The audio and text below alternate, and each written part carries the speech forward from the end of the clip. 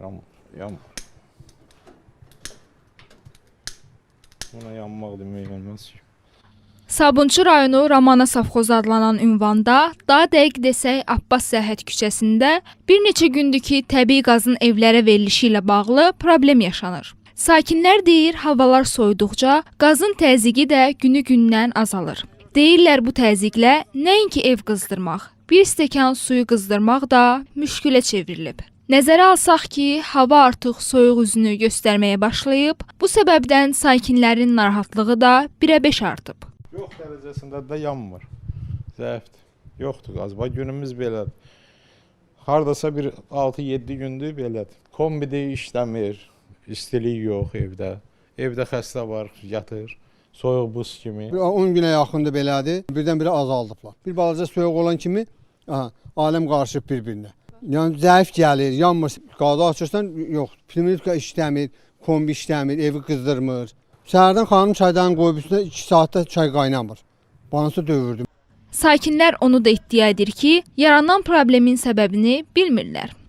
Neçə gün qazımız yoxdur. 3-4 gün var. Pul vermişik, ödəmiş eləmişik da bizim burada bizdə problem yoxdur. O problemdir, bu uşaqlardır, çimməkdir, bu başqa məsələlər var burada.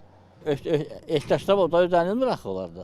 Problem davam etdikcə sakinlərin təlaşı da günü-gündən artır.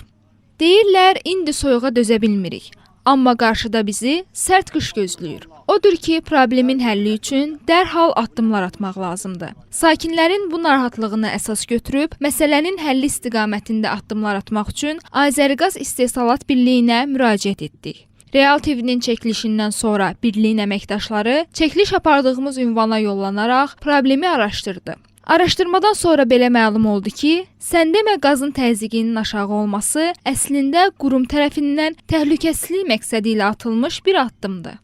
Daxil olan müraciətdən sonra Azəriqaz İstehsalat Birliyinin əməkdaşları çəkiliş aparılan ünvanda olublar və mavi yanacaqla bağlı problem dərhal aradan qaldırılıb. Bildiririk ki, abonentlər qış mövsümünə keçid dövründə bəzi hallarda lokal xarakterli bu cür problemlərlə üzləşə bilərlər.